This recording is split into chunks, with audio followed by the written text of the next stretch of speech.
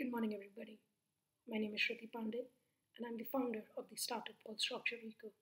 It is a for-profit enterprise based out of India. We are trying to solve two issues: A, crop residue burning, which is the second biggest fire emitter, greenhouse gas emitter through fire in developing world, and second is lack of affordable housing in India and also in rest of the part of the world. By 2025, it is estimated that one-fifth of the world's population, that's 1.6 billion of us, are going to like affordable housing. So what is Structure Eco doing to change that narrative? We are trying to use agri-residue and turn it into compressed panels to make green homes that are sustainable and affordable for all. What does inequality mean to me? I think inequality is subjective and it is created by us, not by nature.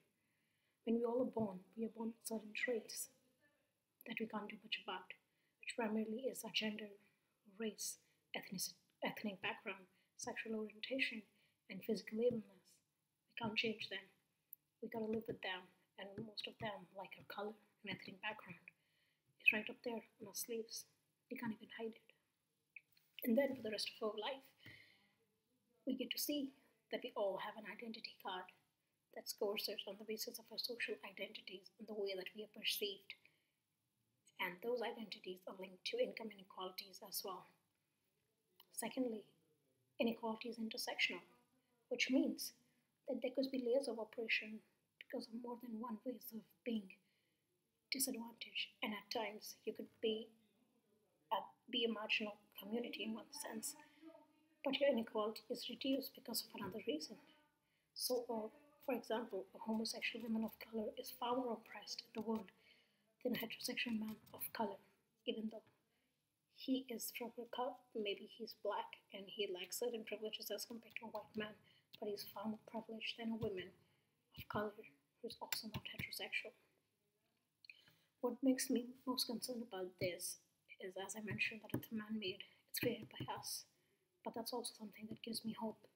It gives me hope that we can undo it, and to do that, the very first thing that's needed is awareness. All of us needs to be able to start talking about our privileges if we have them, and be aware of our social identities in ways that are more nuanced than currently we discuss it in the world.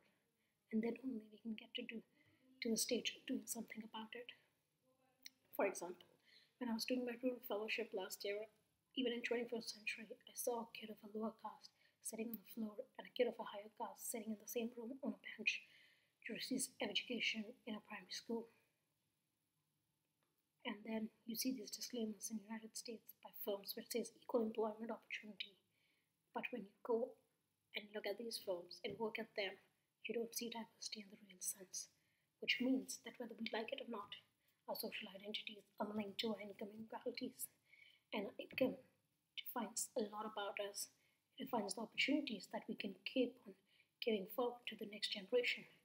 And that's why inequality is systematic and it can go on for generations to come if not taken care of.